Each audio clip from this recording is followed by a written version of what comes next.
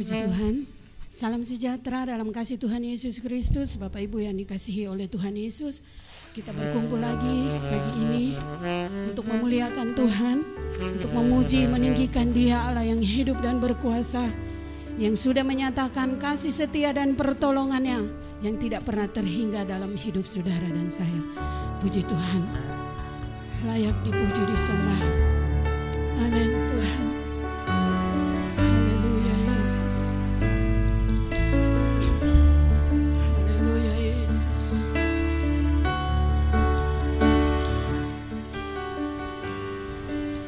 Haleluya alam semesta. Amin Yesus. Alam semesta melukiskan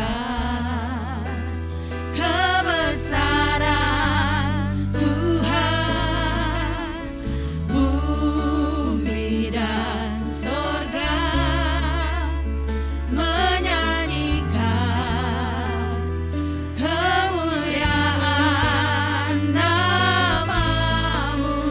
Hosana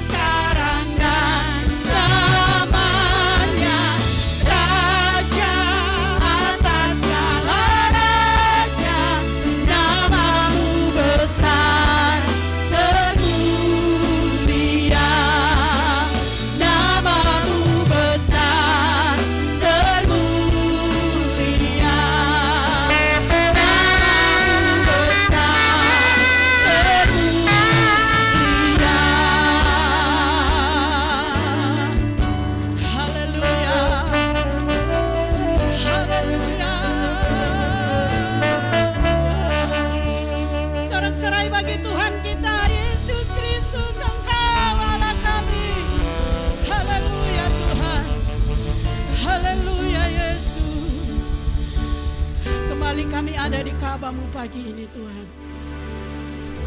Kami akan memuliakan Engkau, meninggikan Engkau, Raja di atas segala raja. Yesus Kristus Tuhan kami yang hebat dan luar biasa. Kasih setia-Mu menjadi bagian hidup kami Tuhan. Sehingga kami ada pagi ini. Bukan karena kuat dan gagah kami sebagai manusia.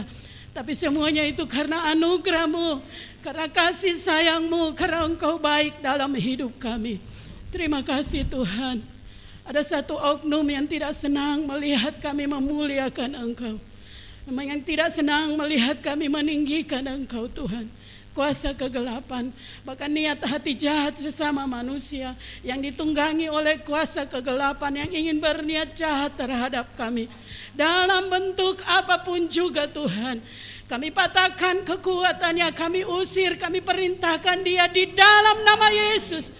Tinggalkan tempat ini. Bahkan kehidupan kami semua umat-umat-Mu diberi kebebasan oleh Allah Roh Kudus untuk memuliakan Engkau.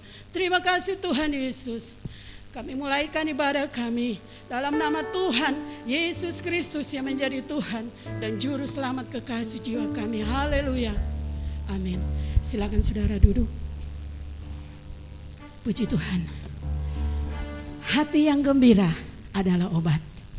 Puji Tuhan, naikkan pujian ini dengan penuh sukacita menjadi satu ekspresi saudara dan saya dari dalam hati kita yang paling dalam, bahwa sungguh kita memiliki Yesus yang selalu memberi sukacita untuk saudara dan saya. Amin.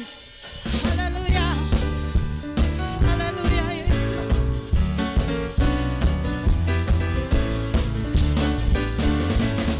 Hati yang gembira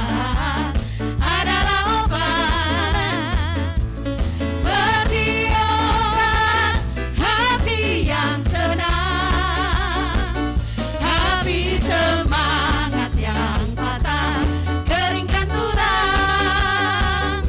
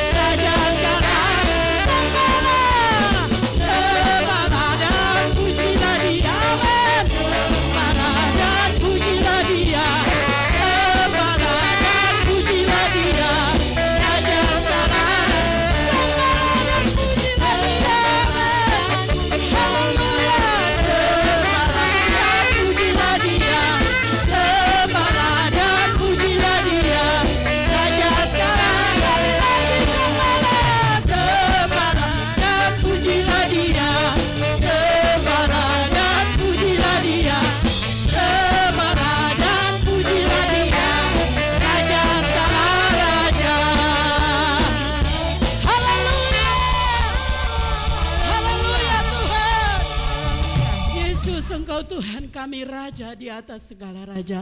Tetap tinggal berdiri saudaraku. Ya Tuhan, Engkau Allahku. Menjadi pengalaman hidup saudara dan saya, bahwa Dia sudah menjadi penolong saudara di dalam suka maupun duka. Lirik pujian ini ada dalam firman Tuhan, Mazmur 63. Ya Tuhan, Engkau Allah kami. Amin. Haleluya.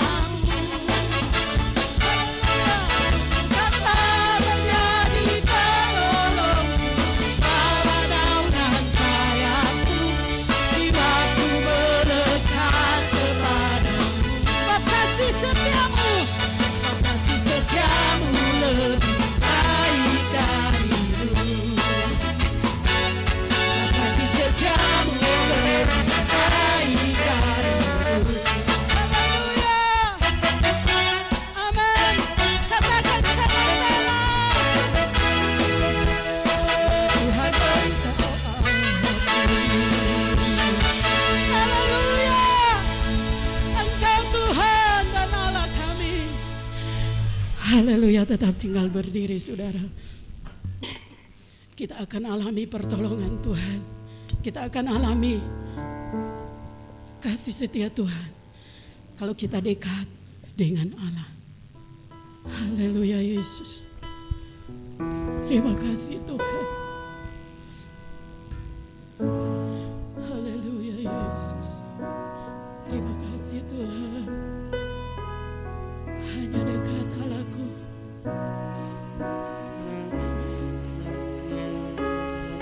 Kau sertai jalan hidup kami Tuhan. Haleluya Yesus.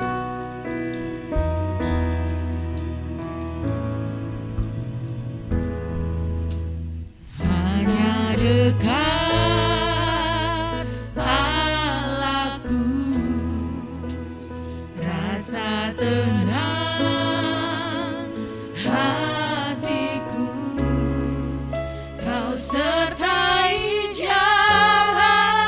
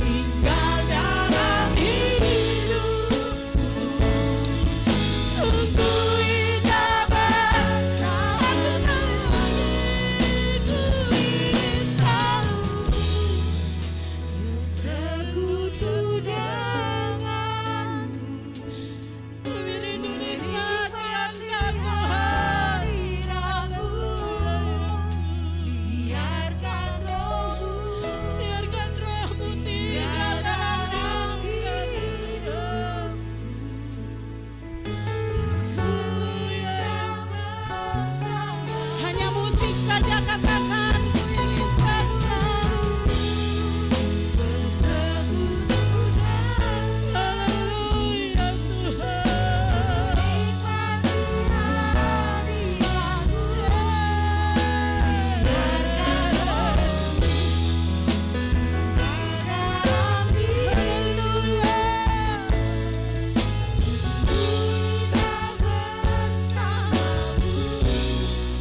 Hanya musik saja, ku ingin selalu musik naikkan pujian ini, menyanyikan pujian ini. Bapak Ibu Saudara renungkan, kapan terakhir Roh Kudus tinggal dalam hati saudara? Apakah dia masih ada dalam hati saudara saat ini? Roh Kudus,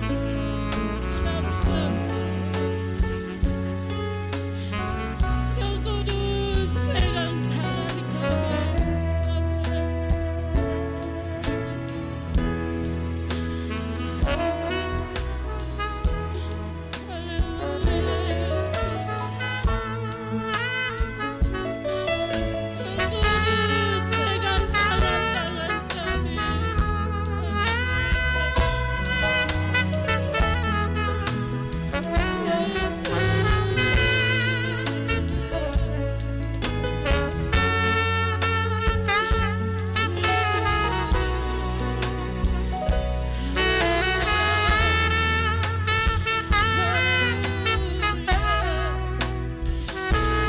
Sama-sama katakan, ku ingin selalu, ku ingin selalu bersekutu denganmu, menikmati hadiratmu, biarkan Rohmu tinggal dalam hidupku. Sungguh indah bersamamu, sungguh indah, sungguh indah bersamamu, sungguh indah bersamamu,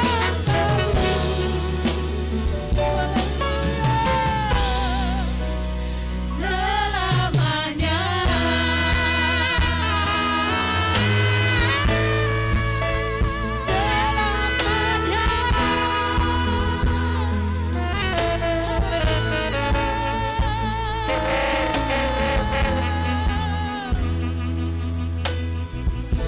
Indah bersamamu Tuhan,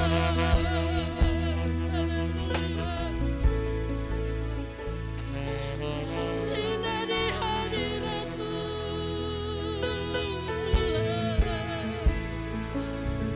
Tuhan. Haleluya Yesus.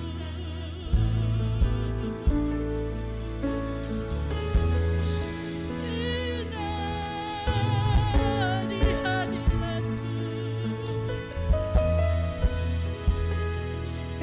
Haleluya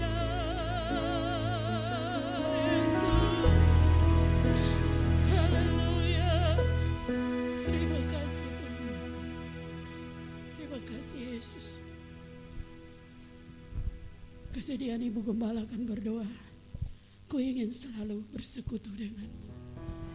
Ku ingin selalu bersekutu denganmu, menikmati hadiratmu, biarkan Rohmu tinggal dalam hidupku. Sungguh indah bersamamu,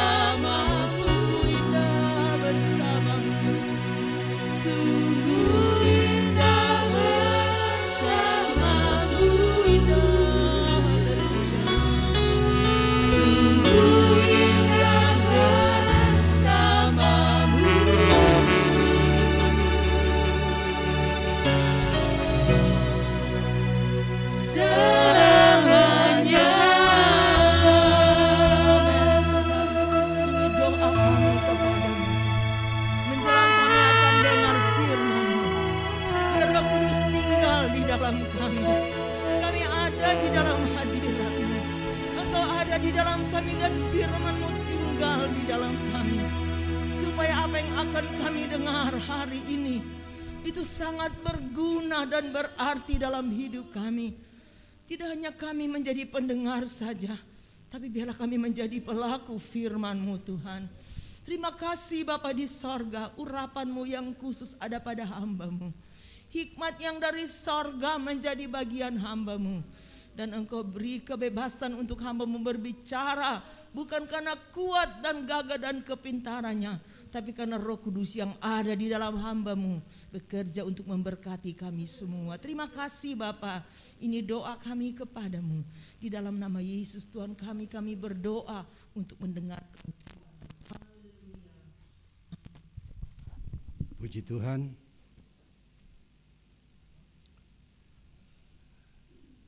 Selamat pagi menjelang siang dan selamat kita beribadah kepada Tuhan. Kita akan membuka beberapa ayat firman Tuhan yang menjadi renungan kita di pagi menjelang siang ini. Yang pertama kita buka Kejadian 8 ayat 22. Kejadian 8 ayat 22. Selama bumi masih ada, takkan berhenti-henti musim menabur dan menuai, dingin dan panas, kemarau dan hujan, siang dan malam. Setelah penghukuman Tuhan kepada dunia ini dengan air bah di zaman Nuh, maka Tuhan mengikat janji lagi kepada manusia, diawali dengan keturunan Nuh dengan 3 anaknya Ham, Sem dan Yafet.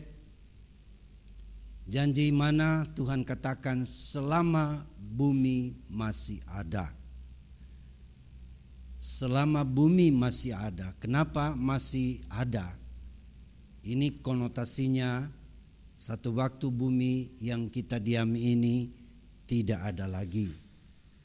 Karena dalam suratan Petrus dikatakan langit dan bumi akan digulung seperti tikar, digulung seperti kertas, dan akan ada langit dan bumi baru. Ya, jadi selama bumi ini kita masih ada satu hukum di sini, ialah hukum tabur tuai tetap berlangsung.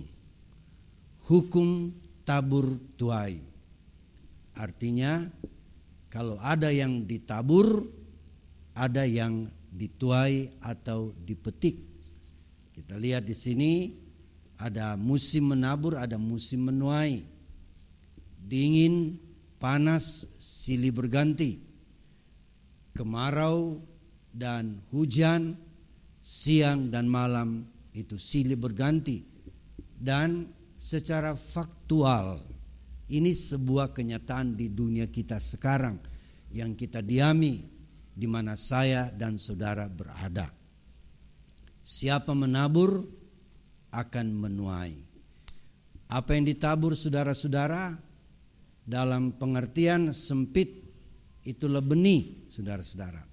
Benih ditabur pasti dia tumbuh dan kemudian dia mengeluarkan buah setelah menjadi jenis tanaman tersebut bila dia sudah menjadi besar. Tapi juga secara rohani ada juga prinsip tabur tuai. Kalau kita lihat dalam surat Galatia pasal 6, kita baca ayat 1 sampai ayat yang ke-10. Saya minta kerjasama kita yang baik. Saya baca ayat yang pertama, saudara baca ayat yang kedua, dan seterusnya kita berganti, silih berganti. Saya baca ayat pertama atau ganjil, Anda membaca ayat yang genap. Saudara-saudara, kalaupun seorang kedapatan melakukan suatu pelanggaran, maka kamu yang rohani harus memimpin orang itu ke jalan yang benar dalam roh lemah lembut, sambil menjaga dirimu sendiri supaya kamu juga jangan kena pencobaan.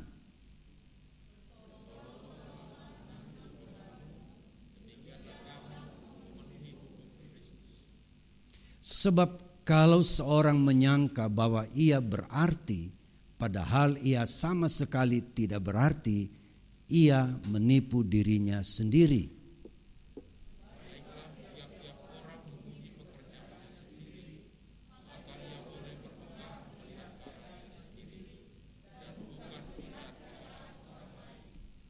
Sebab tiap-tiap orang akan memikul tanggungannya sendiri.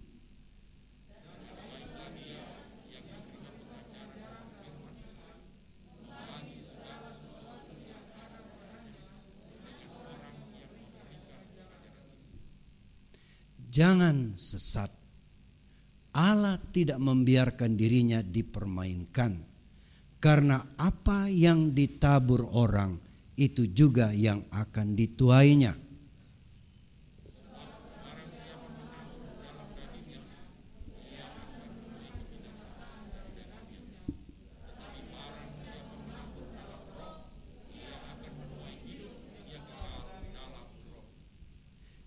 Janganlah kita jemu-jemu berbuat baik, karena apabila sudah datang waktunya, kita akan menuai jika kita tidak menjadi lemah.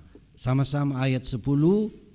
Karena itu, selama masih ada kesempatan bagi kita, marilah kita berbuat baik kepada semua orang, tetapi terutama kepada kawan-kawan kita seiman. Puji Tuhan.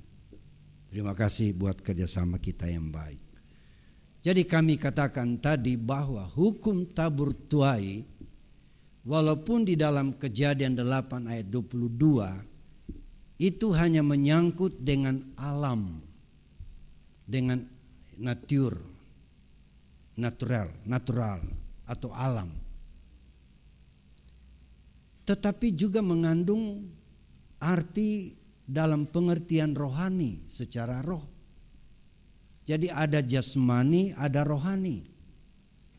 Sehingga dalam perjanjian baru yang kita baca tadi, tulisan Rasul Paulus kepada jemaat yang ada di daerah Galatia, kita sudah baca tadi bahwa Allah tidak boleh kita meremehkan dalam pasal 6 ayat 7 tadi. Kita tidak boleh sesat.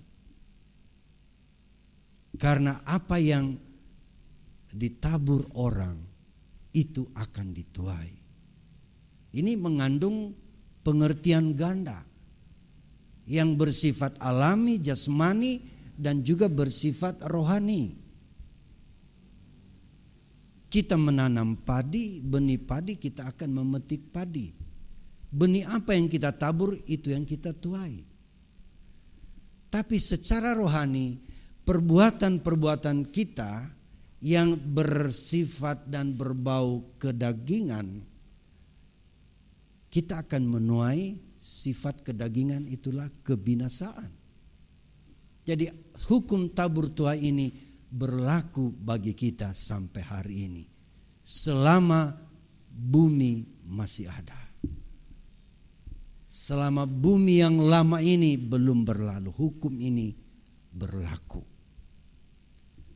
Jadi apa yang kita buat kepada seseorang, apa yang kita lakukan, itu juga yang kita akan tuai. Itulah sebabnya di dalam kitab Ratapan ada ayat yang berbunyi di sana, baiklah kita selalu memeriksai jalan hidup kita. Apakah kita menabur hal-hal duniawi saja, menabur hal-hal yang kedagingan saja, atau juga menabur hal-hal yang rohani. Sebab firman Allah itu adalah benih. Kalau firman Allah kita terapkan dalam hidup, sama dengan kita menabur benih firman, maka kita akan menuai hal yang seperti firman katakan. Jadi kita perlu senantiasa waspada supaya hidup ini yang merupakan sebuah kesempatan, gunakanlah menabur hal yang baik. Saya bawa kisah. Ada banyak contoh dalam Alkitab, tapi saya bawa hari ini kisah perbuatan orang yang di dalam kedagingan, di dalam niat yang jahat, maka apa yang ditabur itu yang dituai. Kisah Ratu Ester dalam kitab Ester. Kitab ini sebenarnya kita tidak menemukan kata Tuhan atau kata Allah di dalam Alkitab ini, ayat kitab ini. Tetapi Alkitab ini dikanonkan menjadi bagian dari kitab suci kita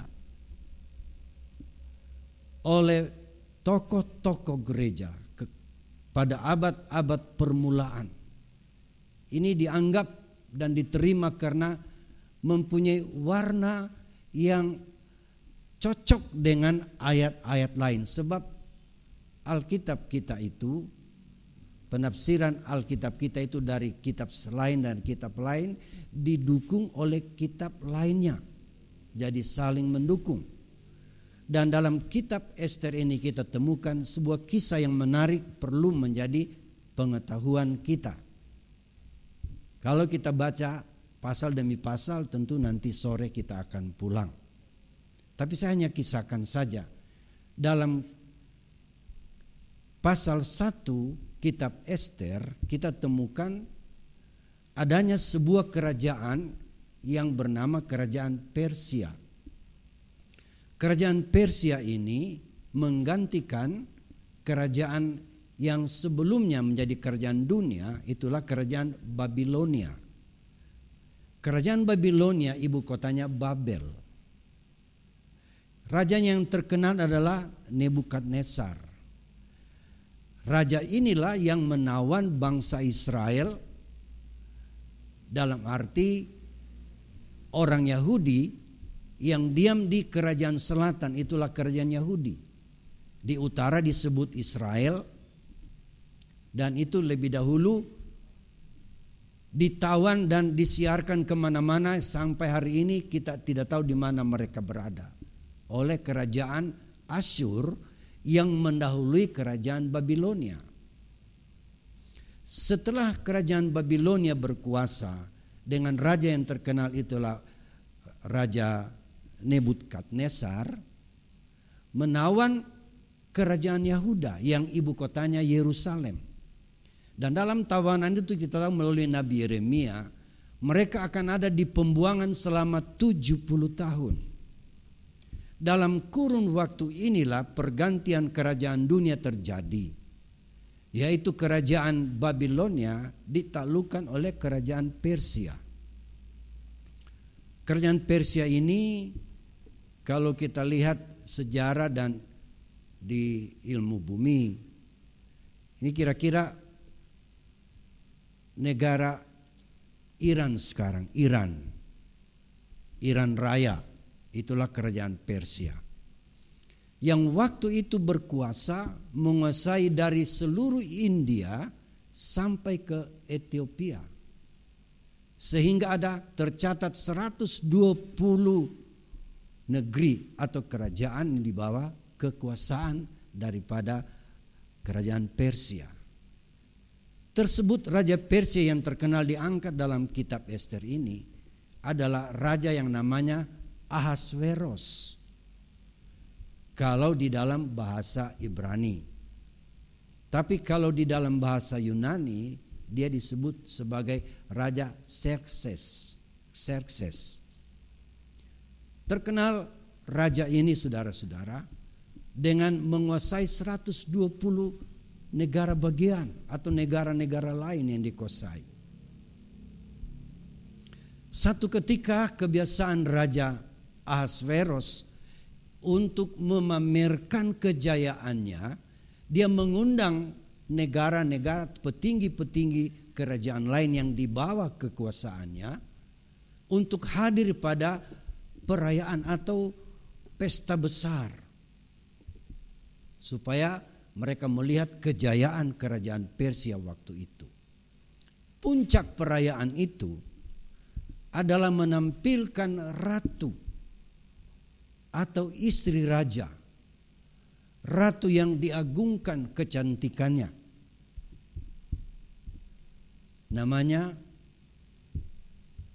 Ratu Wasti. Saya ingat tuh karena ada nama ibu di sini, nama Wasti. Apa dia ada apa tidak? Jadi puncak perayaan, Wasti ratu harus tampil dengan segala kejayaannya untuk diperlihatkan kepada seluruh raja-raja yang ditaklukkan oleh Raja Ahasveros. Tapi entah bagaimana, si ratu ini mungkin salah bangun, tidak mau tampil. Murkalah raja karena malu. Sedang ditunggu-tunggu, mana Ratu Wasti yang cantik itu. Tidak tampil. Lalu dia tanyakan, kalau demikian keadaan, apa pendapat para penasihat raja? Nasihat mereka adalah, ratu yang sudah memalukan raja harus dipecat. Jangan lagi jadi ratu. Berarti harus dicari penggantinya. Waktu diumumkan harus ada pengganti dan ditentukan kriteria orang yang bisa menjadi ratu. Saya rasa waktu itu nona-nona semua mulai pasang gaya. Siapa tahu saya bisa dipilih jadi ratu. Jadi ada sebuah kontestan pemilihan ratu baru. Syarat-syaratnya sudah diumumkan. Tersebut seorang wanita cantik juga yang diam di kota Susan itu. Namanya Esther, bukan Esther Mongi, tapi Esther Mongi enggak ada ya. Tapi ini Esther orang Yahudi. Dia mungkin piatu sehingga dia dibina, dibesarkan oleh sepupunya, yaitulah Mordekai. Tentu kedua-duanya orang Yahudi. Mordekai ini adalah saudara ayah daripada Esther. Jadi sepupu. Atau ayah Mordekai kakak adik dengan ayah Esther. Itu sepupu. Jadi dia dibesarkan. Lalu Mordekai bilang, ayo ikut kontestan. Malumlah orang Yahudi hampir semua cantik-cantik. Kalau bukan orang Yahudi ya orang Indonesia. Cantik-cantik itu orang Yahudi. Nyong-nyongnya juga pasung-pasung. Lalu pertarungan ini terjadi. Dari hari ke hari, berbulan-bulan, wanita-wanita yang masuk nominasi di karantina. Tidak boleh makan sembarang. Makanannya harus dipilih. Wangi-wangian yang dipakai luar biasa. Pokoknya supaya baru 10 meter baku senggol, baku langgar, sudah pecium harumnya. Kira-kira begitu. Jadi si Ester ini diasuh oleh sepupunya. Dia juga ikuti tata cara. Tapi dia tidak bergantung pada tata cara orang Persia. Dia orang Yahudi, dia lakukan hidupnya bergaya Yahudi dan percaya kepada Tuhan. Singkat cerita, masa kontestan itu berakhir dengan terpilihnya Ester jadi ratu. Semua yang muncul-muncul orang Persia tersingkir semuanya. Ester yang dinobatkan dalam pasal 2 ayat 6 diserahkan kejayaan sebagai seorang ratu kepada Ester. Otomatis Ester pindah ke istana raja. Mungkin tadinya tinggal di rumah yang sederhana sebagai orang buangan kan. Tapi kini dia ada di istana raja. Pada waktu Ester sudah di istana raja, Mordekai yang menjadi mentor daripada Ester tadi, dia punya kesenangan duduk-duduk di pintu gerbang istana. Artinya dia senang berkongko-kongko dengan politikus-politikus. Otomatis penguasa-penguasa kerajaan selalu dekat istana dan percakapan mereka adalah tentu berkisar pada dunia pemerintahan. Sehingga Mordekai ada di era itu, di daerah itu. Maka dalam satu kesempatan mungkin kalau sudah ada istilah kafe waktu itu, duduk-duduk di kafe saudara-saudara. Saudara lihat kafe-kafe banyak sekali orang sambil duduk minum kopi, ngobrol sini sana, saudara-saudara ngobrol dan tidak luput bicara politik. Mordekai di situ. Dalam satu percakapan dia menguping adanya gerakan-gerakan untuk membuat kudeta kepada raja. Dua orang itu sepakat. Ada dua orang yang mempunyai ide itu. Saudara bisa baca di sana. Bigman dan Teres. Siapa? Bigman ya? Ya, baca. Saya bukan orang Persia jadi susah menghafal orang penama. Persengkongkolan ini saudara-saudara, ini kan kejahatan dalam sebuah pemerintahan atau kerajaan. Kalau kita ikuti bangsa kita sekarang, sebagai anak bangsa saya minta kita doakan pemerintah kita. Secara terbuka di dunia medsos, kita tahu adanya orang-orang atau oknum-oknum yang menghina pemerintah kita. Tanggung jawab kita sebagai orang percaya dan anak bangsa, doakan pemerintah kita. Doakan aparat keamanan. Di tengah situasi pandemi yang berbahaya, masih ada orang yang mau berbuat seperti itu. Ini yang terjadi di Persia. Lalu Mordekai mendengar adanya komplotan yang mau membunuh raja. Namanya sudah disebut tadi. Dia bertanggung jawab sebab sepupunya telah menjadi ratu. Dia sudah ada ikatan dengan kerajaan.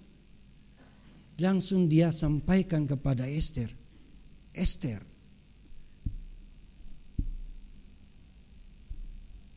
ada cerita, ada bocoran, awas-awas terhadap raja. Ada dua orang berniat membunuh raja. Lalu Ester bertanggung jawab demi keselamatan raja. Dia sampaikan kepada raja adanya kelompok atau komplotan ini.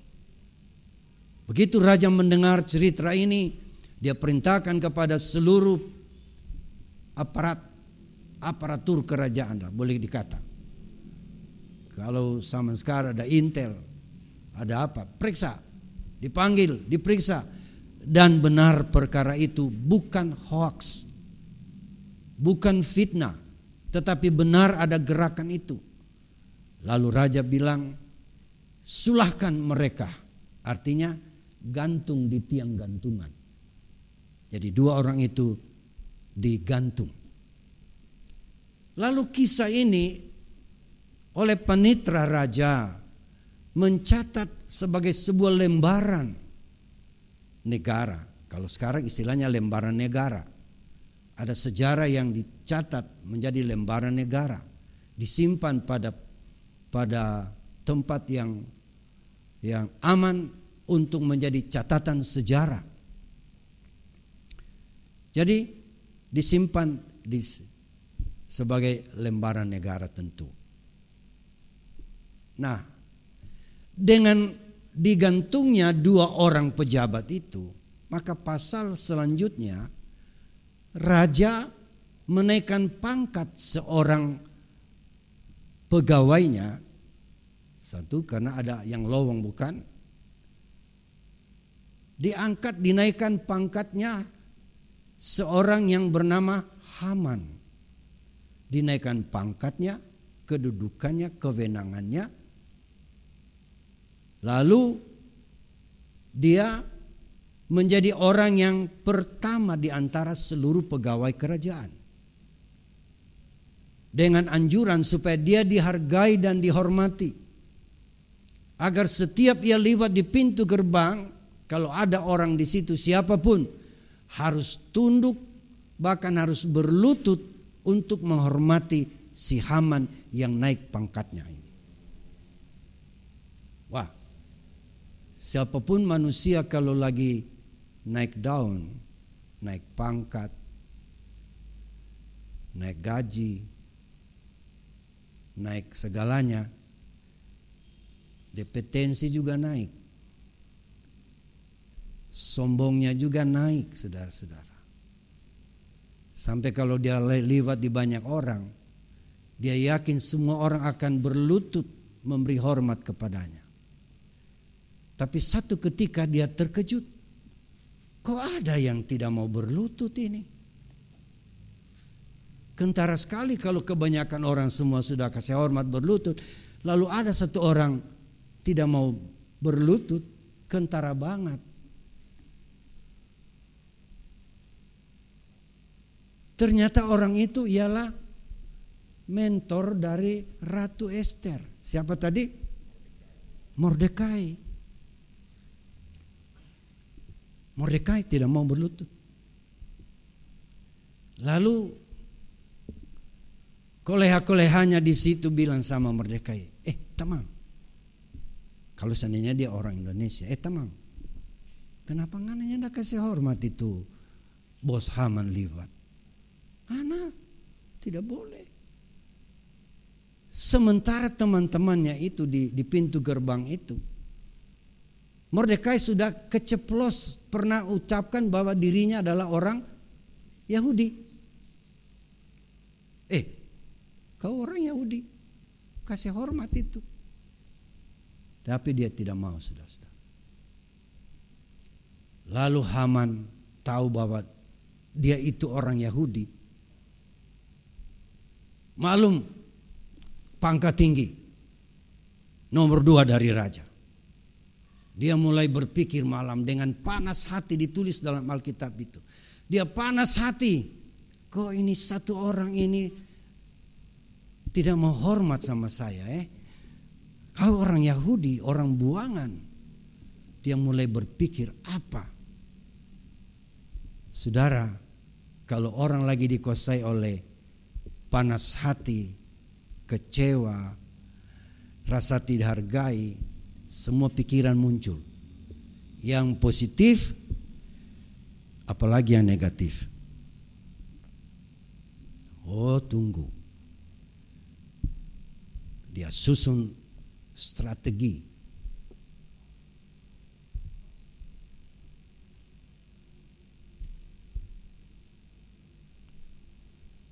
Dia datang kepada raja, saudara-saudara. Dia beritahu raja,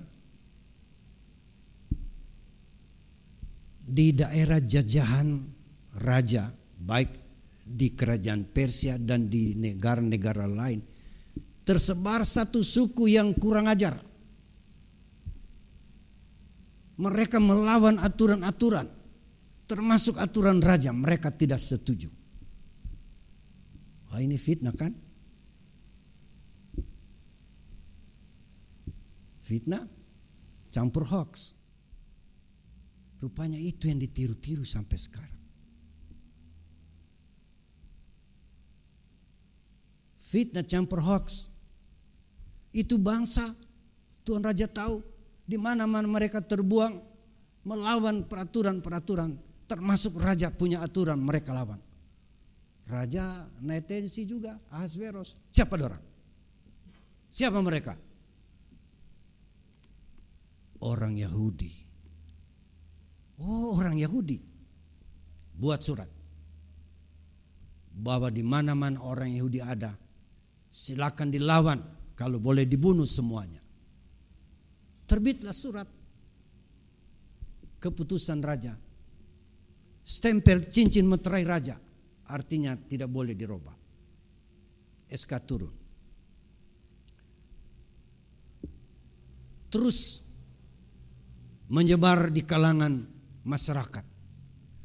Sebab ada 1 bulan yang ditentukan, tanggal ditentukan, bahwa secara serempak seluruh daerah kekuasaan Raja Ahasveros, orang-orang harus bertindak melawan orang Yahudi. Tentu yang lebih dulu dengar ini yang suka mangkal di pintu gerbang istana. Siapa dia? Mordekai tadi, sepupu dari Ratu Ester.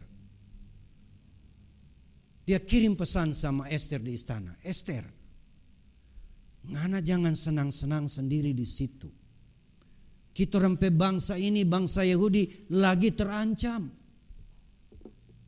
Kita akan dimusnahkan gara-gara Haman yang sakit hati sama saya. Kau jangan tinggal tenang di situ. Jangan pikir kau udah di istana kau akan luput. Kalau engkau diketahui adalah keturunan Yahudi, pasti engkau akan dimusnahkan juga. Lalu Ester bilang sama Mordekai, mungkin dia panggil abang. Di istana ini peraturannya tidak sembarang orang menghadap raja kalau tidak diperintahkan oleh raja sendiri. Dan kalau ada orang nongol di depan raja tanpa perintah raja, hukumannya adalah hukuman mati. Tapi walaupun demikian, kalau demikian, saya minta umumkan, sampaikan kepada suku kita, bangsa kita Yahudi, masing-masing berpuasa 3 hari 3 malam. Siang malam jangan makan, jangan minum. Saya juga di istana akan lakukan itu. Dayang-dayangku juga akan berpuasa 3 hari. Lalu diumumkanlah keputusan itu. Mereka berpuasa 3 hari. Selesai berpuasa tentu dengan doa. Puasa kalau tidak berdoa, saudara-saudara, itu sorong jam makan.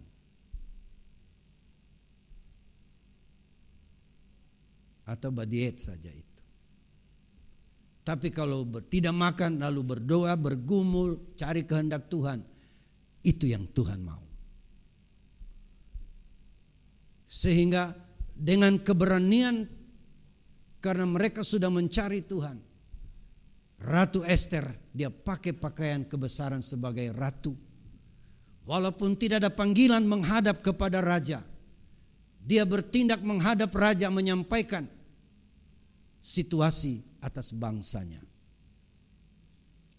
Apapun konsekuensinya, walaupun akan dihukum mati karena tidak dipanggil lalu menghadap, tapi mereka sudah mencari Tuhan lebih dahulu dengan doa dan puasa.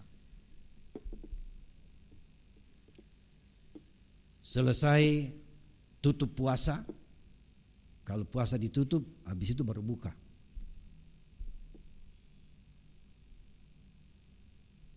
Ester perlengkapi diri sebagai ratu. Lalu berjalan di depan pintu gerbang di mana raja bertahta. Waktu raja melihat ratu tidak dipanggil tapi nongol di depannya, langsung raja mengambil tongkat emasnya. Dan tongkat emas itu disodorkan kepada Ratu Ester. Dan Ester memegang ujungnya. Itu tanda dia dibenarkan untuk menghadap raja dan bercakap dengan raja. Berarti tidak ada hukuman. Raja perkenan, silakan Ester, apa maumu? Apa yang aku mau lakukan? Separuh kerajaan boleh aku berikan padamu. Ratu bilang, Tuanku Raja, yang aku minta adalah sudilah kiranya Raja hadir dalam perjamuan yang akan kulakukan bersama pegawai yang tertinggi yang namanya Haman. Raja bilang, ya, kami akan hadir. Malamnya perjamuan terjadi.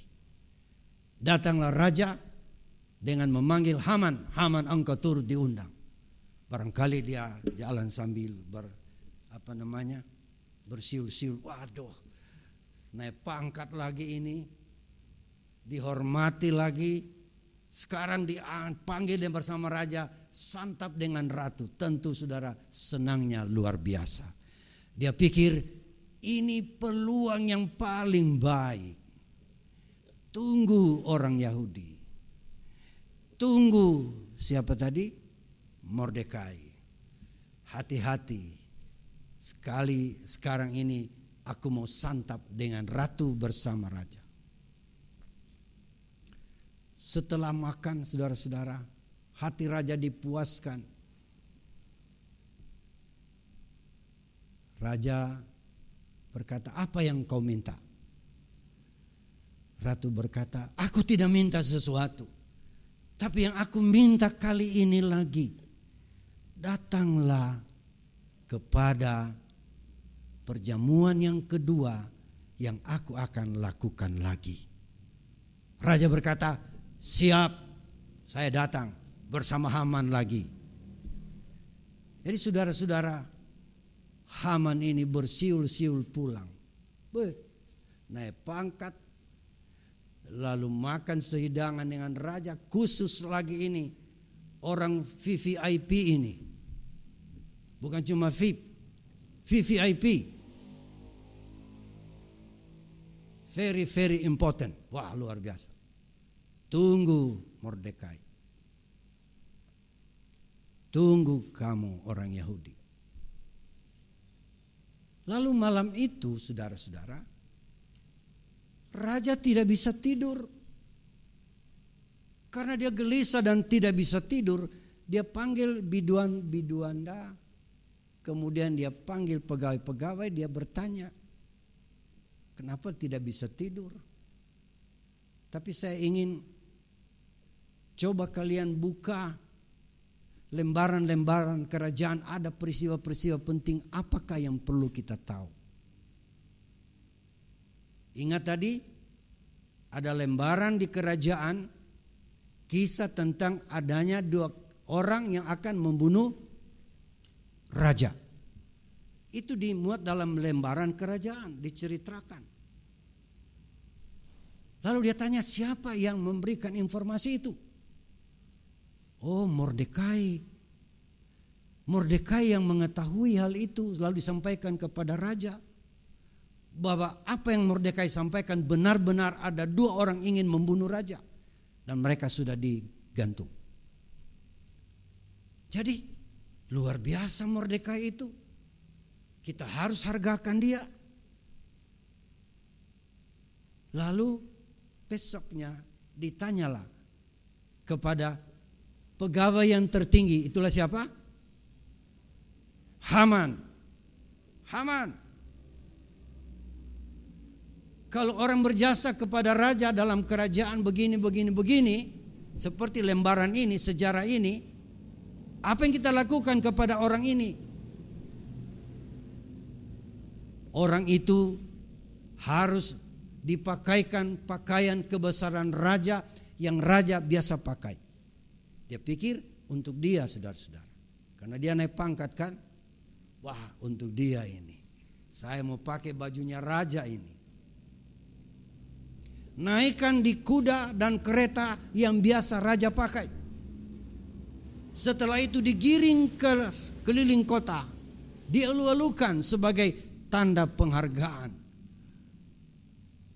Maka melayang-layanglah hati Haman ini. Wah, mau dibesarkan saya ini ke siapa lagi yang dihormati ini? Jadi kalau demikian Haman, lakukan seperti kebiasaan itu atas orang yang bernama, dia pikir Haman. Mungkin kalau saya yang bertanya, saya tunggu dulu pelan-pelan. Bisa dia semaput, tunggu nama saya atau bukan? Raja bilang, lakukan terhadap orang yang bernama Mordekai. Oh, saudara-saudara.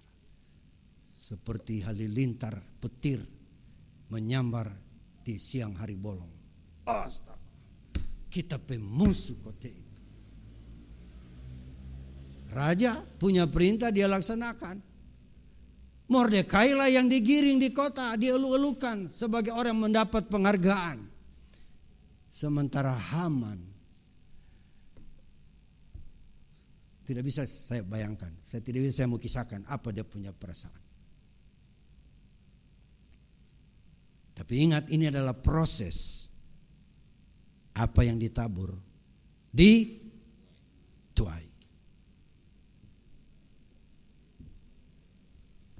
Besoknya, malamnya, Ratu Ester siapkan lagi hidangan yang lesat-lesat. Kali ini mungkin si Haman, kalau lagi keadaan yang baik, lihat makanan yang lesat, bahasa Ibrani bilang meleleh gidi-gidi.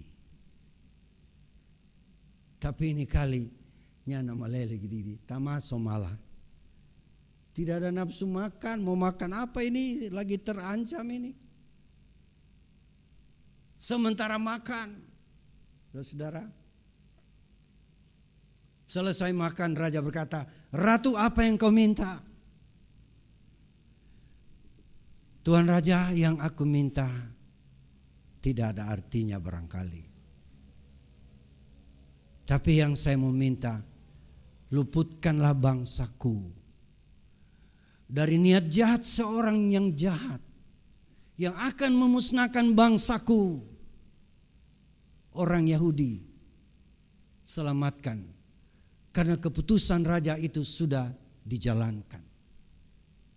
Siapa itu? Siapa? Itu dia, Haman. Waktu raja dengar, raja murka. Dia keluar ke taman raja untuk mendinginkan kepalanya. Sebab kalau tidak, stroke. Dia keluar ke taman dulu. Kalau terlalu tensi tinggi, stroke. Dia kasih dingin dari hati itu. Bukan main, orang yang saya angkat jadi orang yang pertama di kerajaanku. Dia punya hati yang jahat. Setelah turun tensinya raja, dia masuk kembali. Dia dapatkan Haman tadi yang sudah ketakutan itu lagi minta-minta ampun sama ratu. Di kaki tempat berbaringnya ratu, di situ dia peluk dan minta ampun, minta dikasihani supaya tidak dihukum. Raja waktu lihat, raja berkata, kau sudah bersalah, mau lagi ingin menggagahi ratu. Waktu ucapan itu sudah diucapkan, seluruh pengawal raja langsung menutup muka Haman. Lalu diperintahkan, sulahkan dia. Dia disulahkan, saudara. Di tiang gantungan yang dia siapkan untuk Mordekai di rumahnya, di belakang rumah Mordekai, di belakang rumah Haman, pada waktu dia tahu dia sudah berhasil memasukkan ide sama raja memusnahkan orang Yahudi, dia sudah siapkan tiang gantungan untuk Mordekai. Sebab dia tahu pasti Mordekai pasti akan digantung. Ternyata yang digantung bukan Mordekai, tetapi Haman sendiri. Di tiang gantungan yang dia buat untuk Mordekai, disitulah Haman mengakhiri hidupnya digantung. 50 hasta tingginya itu tiang.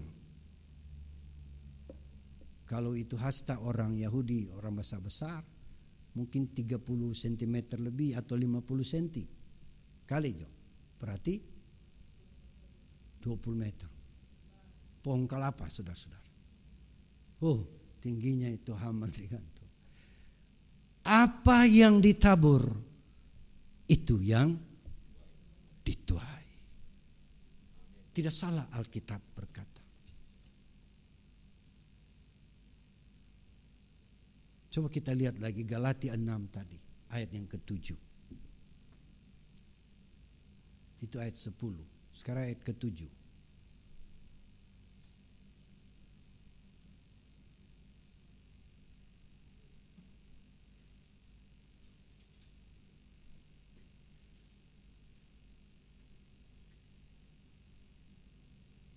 Kalau tidak dapat Galatia, Mazmur dulu. Mazmur 7.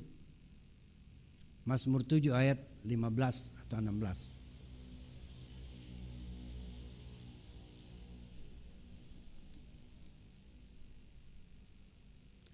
(15) 16.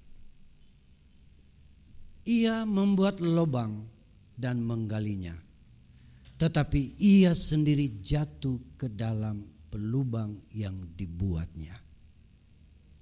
Ini pengalaman Daud. Kalau kita baca dari ayat 1, keluhan Daud atas orang yang membenci dia. Orang yang membenci Daud, saudara-saudara. Kalau kita baca ayat 1 dan seterusnya. Tapi Daud berpengalaman bahwa orang yang benci menggali lubang kepada Daud, tapi justru orang itu yang jatuh di lubang yang dia gali. Itulah sebabnya juga Rasul Paulus menulis dalam Galatia tadi pasal 6 ayat 7. Jangan sesat, Allah tidak membiarkan dirinya dipermainkan, karena apa yang ditabur orang itu juga yang akan dituainya. Mari kita semua ini adalah penabur. Yesus di dalam Injil Matius 13 banyak menyampaikan perumpamaan, termasuk perumpamaan penabur. Benih firman Allah ditaburkan. Saudara, benih yang ditabur itu kalau kita tabur di tanah yang baik akan berhasil baik. Tapi dalam perumpamaan lain, Yesus juga mengatakan benih yang ditabur adalah benih gandum. Lalu murid-murid bertanya, kenapa ada lalang yang tumbuh? Ada penabur yang lain. Itulah iblis menaburkan hal-hal yang salah. Tapi Yesus berkata, lalang akan dikumpulkan dan dibuang ke dalam dapur api. Tetapi gandum akan dituai lalu masuk ke lumbung Allah. Itulah kerajaan sorga. Jadi saudara-saudara yang kekasih di dalam Tuhan, pagi hari ini mari kita bersyukur kepada Tuhan, kita telah diselamatkan oleh Tuhan lewat pengorbanannya. Dan kita memiliki kehidupan yang baru. Mari kita jalani selama kita hidup di bumi ini dengan prinsip kita sedang menabur kehidupan ini. Benih apa yang kita tabur? Kalau benih firman, hasilnya bernilai firman. Tapi yang kalau kita tabur atau kita lakukan benih kedagingan, dikatakan kita menuai kebinasaan. Jadi jangan sesat. Mari kita menabur yang baik di ladang Tuhan. Melakukan yang baik, kita akan memetik hal yang baik. Walaupun menabur dengan hal yang rohani, saudara-saudara. Kadangkala kita memang harus menabur dengan berlinang-linang air mata. Mazmur 126. Mari kita lihat ayat 5 coba. Mazmur 126. Ayat 5.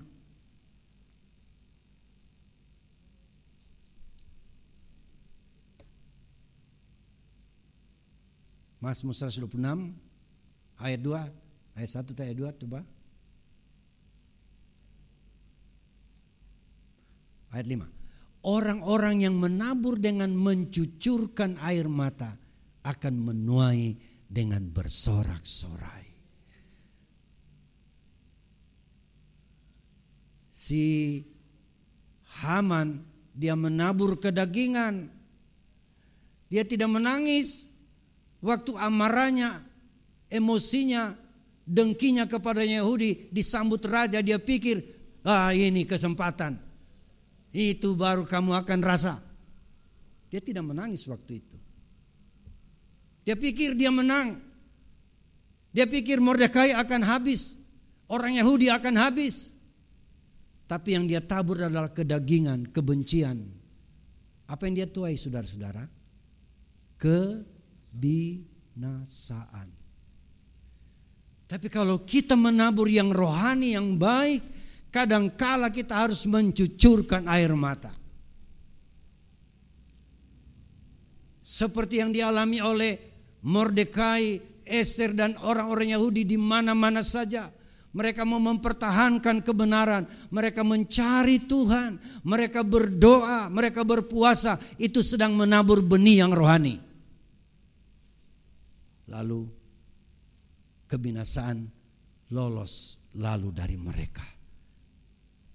Menabur dengan air mata, tetapi menuai dengan bersorak-sorai. Galatia 6 tadi berkata, jangan sesat, taburlah yang baik. Kesempatan yang ada pakai. Ayat 8, Galatia 6 ayat 8. Sebab barang siapa menabur dalam dagingnya, ia akan menuai kebinasaan dari dagingnya. Tetapi barang siapa menabur dalam roh, ia akan menuai hidup yang kekal dari roh itu. Haleluya. Ayat 9. Janganlah kita jemu-jemu berbuat baik, karena apabila sudah datang waktunya kita akan menuai jika kita tidak menjadi lemah.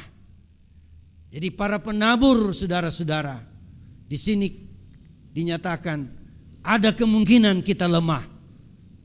Ada kemungkinan kita sudah jemu berbuat baik, tapi anjuran firman Allah, jangan jemu-jemu. Jangan jemu berbakti, jangan jemu berdoa, jangan jemu melakukan yang baik, jangan jemu melakukan firman Allah. Dikatakan sebab pada waktunya kita akan menuai jikalau kita tidak menjadi lemah. Jadi ada kemungkinan menjadi lemah dan jemu lalu menjadi lemah. Tapi mari kita minta ada penolong.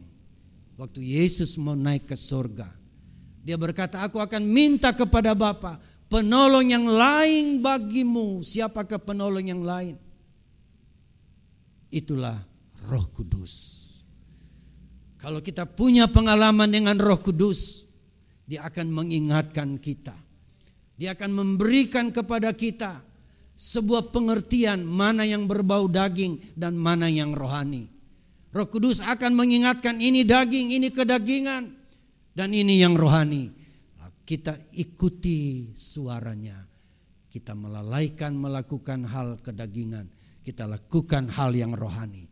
Maka kita akan menuai perkara-perkara dari Tuhan. Haleluya. akan datang waktunya. Ayat 10. Karena itu selama masih ada kesempatan, selama ada waktu, saudara-saudara, kesempatan itu adalah waktu. Waktu bisa berhenti. Waktu bisa berakhir. Artinya waktumu pula dan waktu saya bisa habis hidup di bumi ini. Artinya kesempatan kita selesai. Tetapi selama ada waktu, selama ada kesempatan, kita dianjurkan, marilah kita berbuat baik kepada semua orang.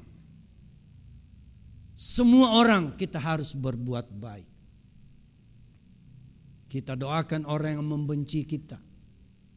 Kita doakan orang yang menimbulkan bencana-bencana kepada orang lain. Tapi juga ada skala prioritas. Lebih utama kepada saudara, kawan-kawan seiman. Haleluya. Bisa bilang amin? Lihat di kiri kananmu, itu adalah kawan seiman. Kalau tidak bisa dilihat dengan mata, diingat. Jika kami selalu berdoa subuh, kami selalu berdoa sektor 1 sampai 8. Pengurus-pengurus sektor, pengurus wadah, kami selalu berdoa. Kami ingat di dalam doa. Ingat juga orang lain, kaum keluarga, famili, kerabat. Saudara-saudara, itulah prioritas kepada kaum keluarga seiman dengan kita. Kita saling mendukung, saling mendoakan. Karena apa yang kita buat, kita tuai, saudara-saudara. Satu prinsip lagi, kalau kita menanam sebuah benih, sebutir benih yang kecil sekalipun, saudara, waktu dia tumbuh, dia akan mampu mengeluarkan begitu banyak buah, saudara-saudara. Begitu banyak buah yang sama modelnya. Itulah kerinduan Tuhan. Itulah kerinduan Tuhan, semua manusia bisa selamat.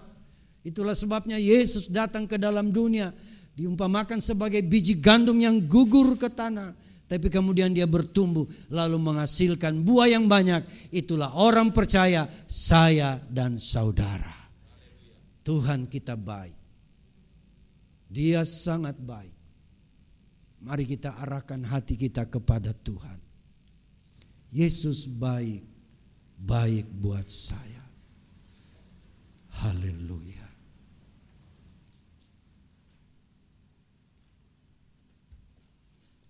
Sementara kita duduk tenang di hadapan Tuhan,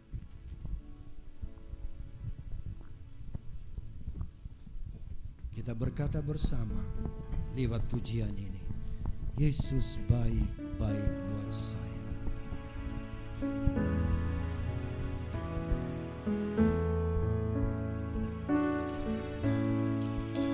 Yesus baik.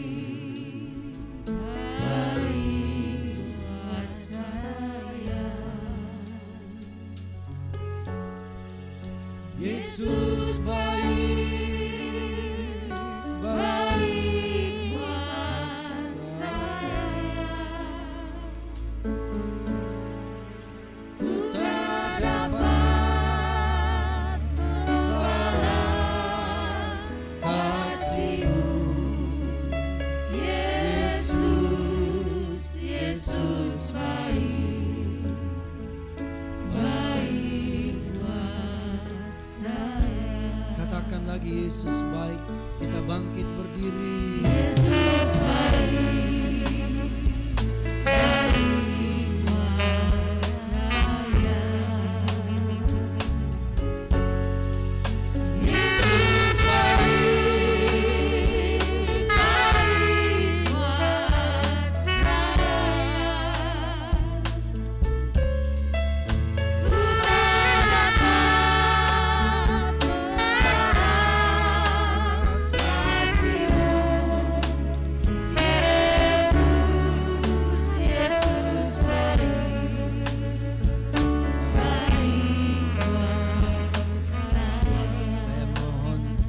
asik saja memuji Tuhan. Dan Ibu Gembala bawa kita.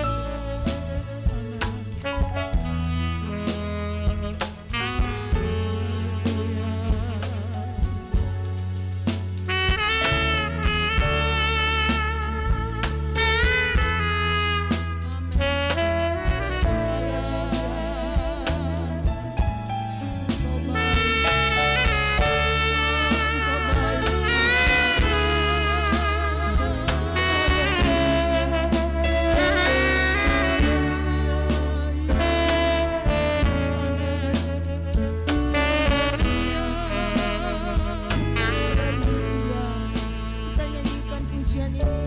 Cepat angkat Yesus, katakan Yesus.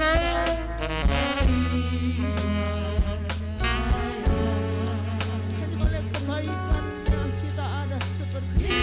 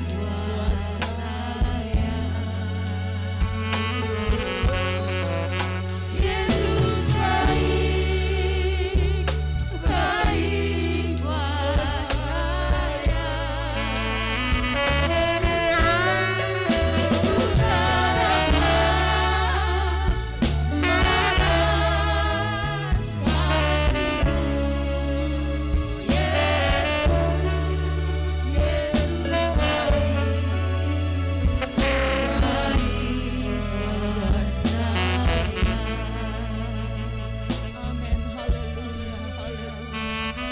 Terima kasih Tuhan. Alangkah limpahnya kebaikan-Mu bagi kami. Yang telah Engkau simpan Tuhan bagi orang yang takut akan Tuhan. Bagi orang yang percaya dan berharap kepadamu di hadapan manusia. Apa yang telah kami dengar hari ini. Orang yang takut akan Tuhan. Engkau menyimpan kebaikan yang luar biasa. Janji firman-Mu yang belum pernah kami lihat. Yang belum pernah kami dengar, yang tidak terpikir dalam hati kami. Kau menyiapkan itu kepada orang yang mengasihi-Mu.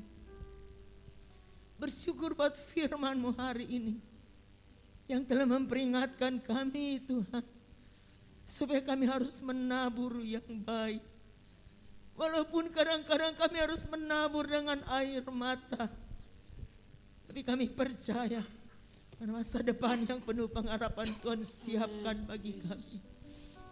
Terima kasih Bapa, simpan firman itu dalam hati kami, jagai hati kami dengan firman. Amin. Haleluya Yesus. Agar kami tidak menjadi orang-orang yang disesatkan. Amin Tuhan.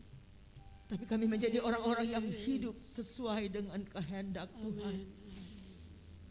Biarlah firman-Mu Tuhan akan bekerja lebih lagi dari waktu-waktu yang lalu dalam setiap kehidupan kami. Haleluya Yesus. Sehingga kami tidak hanya menjadi pendengar yang baik, Amin. tapi akan menjadi pelaku firman yang baik. Haleluya, Yang baik di hadapan Tuhan.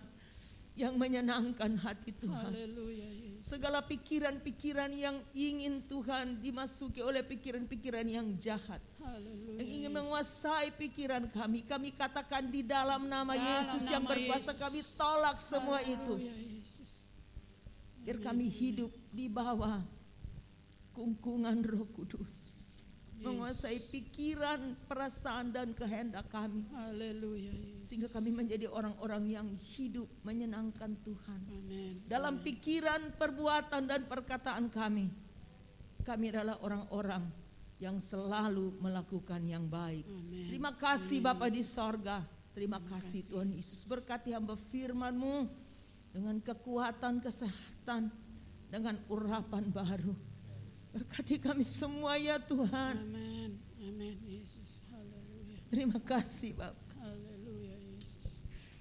Terima kasih Tuhan. Haleluya Yesus. Roh Kudus Terima menguasai kasih. kami semua.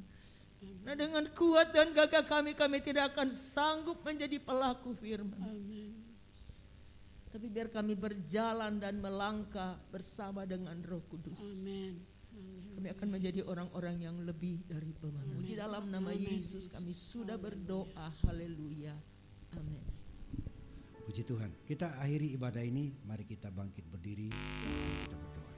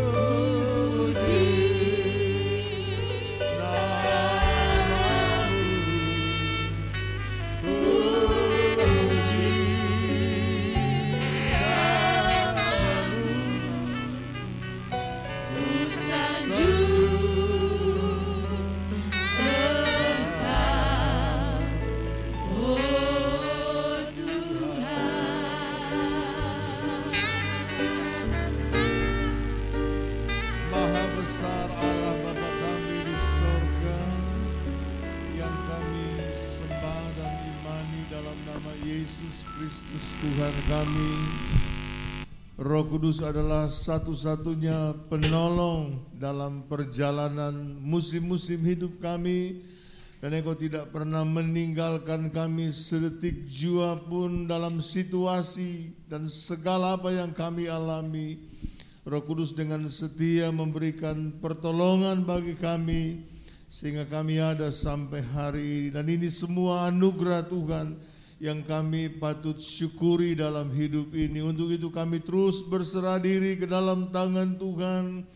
Hari-hari hidup kami yang masih panjang ini Tuhan, kami tahu kami ada dalam tangan Tuhan, dan kami percaya bahwa perlindungan Tuhan sempurna bagi kami. Mata Tuhan tertuju bagi kami yang percaya kepadamu, dan tangan Tuhan tidak kurang panjang untuk terus menolong kami ketika ada masalah datang dalam hidup ini. Terima kasih Bapa di sorga, terima kasih Tuhan Yesus, terima kasih Roh Kudus. Kami berdoa untuk seluruh sidang jemaat Tuhan, mulai dari anak-anak kecil sampai orang tua usia lanjut, pribadi, keluarga lepas keluarga, usaha dan mata pencarian mereka diberkati oleh Tuhan.